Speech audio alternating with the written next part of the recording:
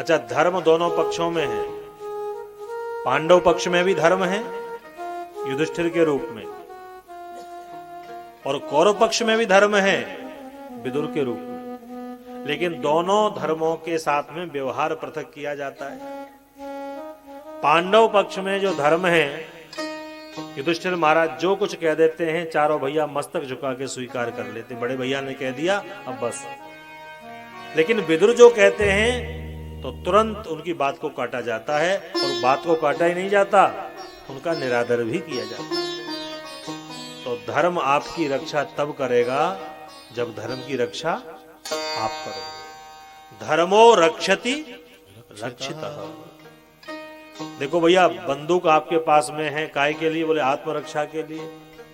और बंदूक की रखवाली आप कर नहीं पा रहे हो, तो बंदूक आपकी रक्षा करेगी? तो पहले आप बंदूक की रक्षा करो, तब वो बंदूक आपकी रक्षा करेगी। इसलिए धर्म की रक्षा आप करो, फिर वो धर्म आपकी रक्षा करेगा। सीता मैया ने कपट रूप में आए हुए जब रावण को भिक्षा दी, और रावण ने क्या किया?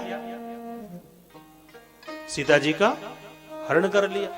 तो मैया सीता से कहा कि आपने क्यों भिक्षा दी, क्यों बाहर निकल के आई आप? तो मैया सीता ने कहा कि मैंने अपने गृहस्थ धर्म का पालन किया। मेरे द्वार पर कोई साधु के रूप में आया तो मैंने उसको भिक्षा दी, तो मैंने धर्म का पालन किया। तो फिर आपकी रक्षा कौन करेगा? सीता मैया ने कहा कि जिस धर्म की रक्षा मैंने की है, अपना धर्म निभाया है, वही धर्म मेरी भी रक्षा करेगा। और वो धर्म का ही बल था कि रावण की लंका में जाने के बाद भी अकेली माता सीता रावण को ललकार रही हैं। क्या कह रही हैं? तिण धरे ओट कहते वैदे, तृण धरे ओट कहते वैदे, सुमिर अवधपति परम स्नेही, सुमिर अवधपति परम स्नेही, तृण धरे ओट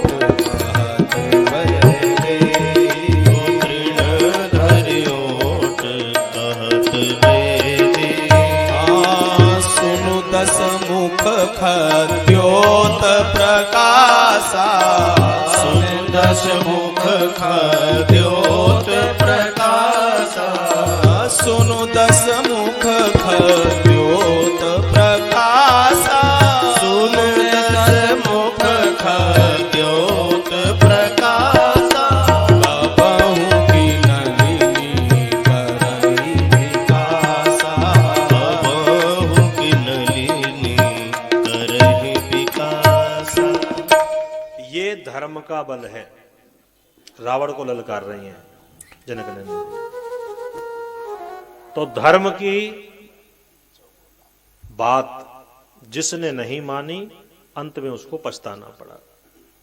हस्तिनापुर का त्याग कर दिया, तीर्थाटन के लिए चले गए। समय बीता, इधर सारा सब कुछ निपट गया, महाभारत का युद्ध भी हो गया, और बीच में उद्धव जी से भेंट हो गई। उद्धव माने भगवान के बाल सखा। उद्धव जी को प्रणाम किया। विदुर जी ने कहा कि भगवान श्याम सुंदर की कुशल क्षेम बताइए, हमारे पांडव कैसे हैं, भगवान कैसे हैं, भगवान का परिकर कैसा है।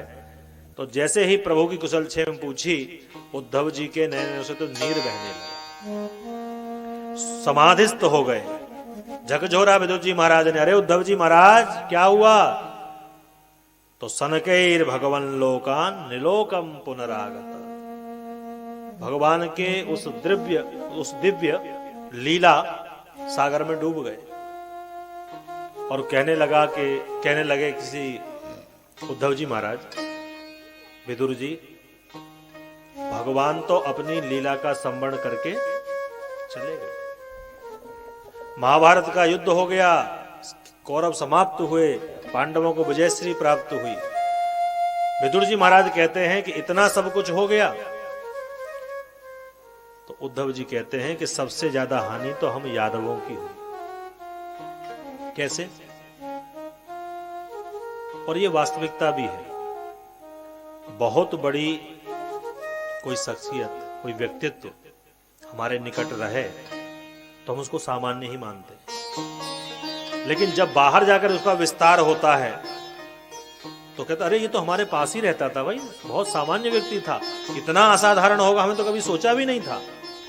तो प्रभु जब यादवों के बीच में रहे तो यादवों ने भगवान की भगवत्ता को समझा नहीं। जैसे चंद्रमा समुद्र में रहा तब तक उसको एक चमकीली मछली ही मानती रही, लेकिन जब भगवान शंकर के मस्तक पर विराजमान हो गया तब अरे ये तो वही है जो हमारे बीच में रहता था। तो तब पता चला कि कितना बड़ा व्यक्तित्व है। भारत में भी यही है, कितना भी बड़ा विद्वान, कितना भी बड़ा पढ़ा लिखा तपस्वी यदि सामान्य रूप में भारत में रहता है तो उसको कोई पूछने वाला, जब तक वो 2-4-10 देशों का भ्रमण न कर ले और अंतरराष्ट्रीय उस पर मुहर न लग जाए तब तक हम भारतीयों की भी दृष्टि वहां तक जाती नहीं। हम कब मानते? जब अंतरराष्ट्रीय हो जाता है तो अरे हाँ भाई बहुत बड़े आदमी। उद्धव जी कहते हैं कि भगवान का जो व्यवहार था मुझे स्मरण आता है, बाल लीलाएं स्मरण आती हैं। एक बार तो श्याम सुंदर दर्पण के सामने, शीशे के सामने खड़े हो गए और अपने ही प्रतिबिंब को देखने लगे। बार बार कभी टेढ़े होते हैं, कभी सीधे होते हैं, कभी झुकते हैं, जैसा स्वभाव होता लोग शीशे के सामने स्थिर नहीं रहते, तिरछे उर्चे होकर देखते हैं हम कैसे लग रहे हैं, कितने सुंदर लग रहे हैं। तो श्याम सुंदर ने जब अपना मुखारविंद देखा तो धीरे से कहने लगे काश में राधा होता तो इसी से विवाह करता जो शीशे में दिखाई दे रहा है। अपने ही प्रतिबिंब को देख करके माधव मुग्ध हो गए। विस्मापनम स्वस्य जशौ वगरधे परम पदम भूषण भूषणांगम। अपने ही सौंदर्य पर मुग्ध हो जाते थे, देखो कितना सुंदर है, कोई इतना सुंदर हो सकता है क्या? अच्छा, भगवान के साथ में लगा है श्याम, और श्याम माने सांवला, लेकिन अकेला श्याम अच्छा नहीं लगता, तो क्या लगाया? श्याम सुंदर।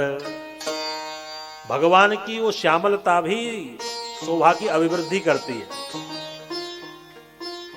जब खड़े होकर के भगवान कहते थे कि उद्धव तुम हमारे चक्षु हो, हमारे नयन हो, तुम बताओ, मुझसे प्रभु परामर्श लिया करते थे, भगवान की विविध लीलाओं का वर्णन किया और कहा कि विदुर जी महाराज, मैं और मैत्रेय जी दोनों एक साथ भगवान के अंतिम समय में थे, तो प्रभु ने हम दोनों को एक उपदेश दिया और मेरे ही सामने मैत्रेय जी से कहा कि मैत्रेय जी, जब विदुर जी से आपकी भेंट हो तो मेरा ये जो परम गुह्य पावन ज्ञान है ये आप विदुर जी को दे देना। तो विदुर जी ने कहा कि आपने भी सुना है, आप ही बता दो।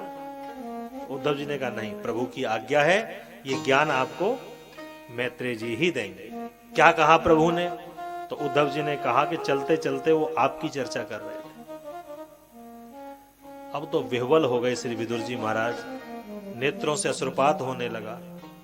कहने लगे कि जिन प्रभु का स्मरण संसार अंतिम समय में स्वयं करना चाहता है कि मेरे मुख में भगवान का नाम हो, भगवान का परिदृश्य मुझे दिखाई पड़े, वो प्रभु स्वयं जब परम धाम जा रहे थे मुझ विदुर का स्मरण कर रहा उन्होंने।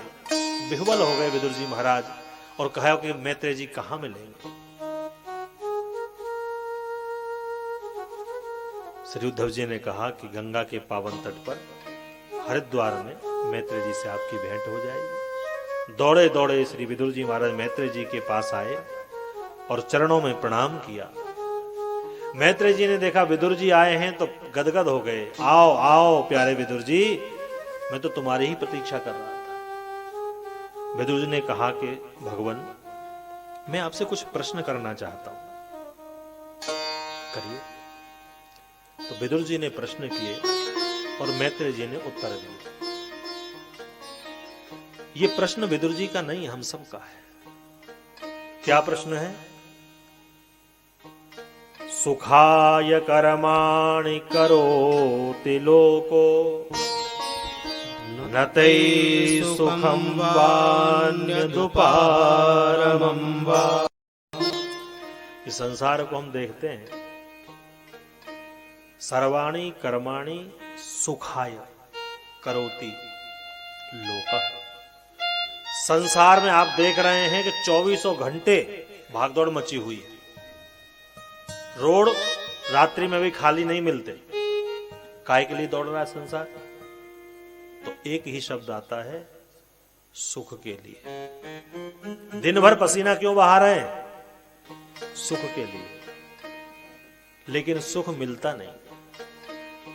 जीवन भर हमने दिन रात एक कर दिया और जीवन के अंतिम समय में किसी ने पूछा भैया कितने सुखी हुए, तो उत्तर एक ही है कि भैया अभी नहीं, मिला ही नहीं सुख। तो ये करता क्यों है? और करता है तो सुख प्राप्त क्यों नहीं होता? ये प्रश्न है विदुर जी का। मैत्रेय जी कहते हैं, प्यारे विदुर जी, वास्तविकता तो यह है कि संसार में सुख है ही नहीं। ये संसार सुख का अनुभव कराता है, और ये जो भगवान की माया है ना, इसकी कलाकारी है। ये दुख में भी सुख का अनुभव कराती है। और व्यक्ति सोचता है, जैसे कुत्ता को आपने देखा है ना, हड्डी को चबाते हुए, कुत्ता ये विचार करता है कि इस हड्डी से रक्त निकल रहा है और उसका स्वाद मुझे मिल रहा है। वस्तुतः ऐसा होता नहीं है।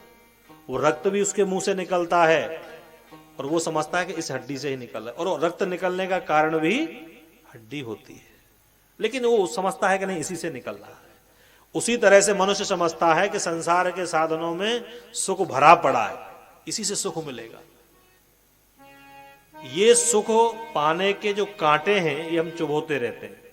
बस अंतर इतना है, जब वो कांटा निकल जाता है तो हमको सुख का अनुभव होने लगता है। भैया जब तक कांटा नहीं लगा था तब भी तो आप सुखी थे। कांटा लगा तो दुख हुआ, और कांटा निकला तो सुख का अनुभव करने लगे। ये तो कोई बुद्धिमानी नहीं। एक व्यक्ति ने बोझा मस्तक पर लाद लिया, चलने लगा। चलते चलते जब थक गया, पसीना आने लगा, मुंह सूखने लगा, तो एक तरु के नीचे, एक वृक्ष के नीचे जाकर के बोझा उतार दिया और बैठ गया। बोले अब आनंद आ गया। कहां से आनंद आ गया भाई? बोझा तूने लाद रखा था, वो बोझा उतर गया, आनंद कहां आया? ना आया न गया। तो उसने आनंद माना, आनंद आया कहां? तो वस्तुतः संसार में सुख है नहीं, सुख का अनुभव होता है। वो अनुभव कराने वाला कौन है? वो भगवान की माया है।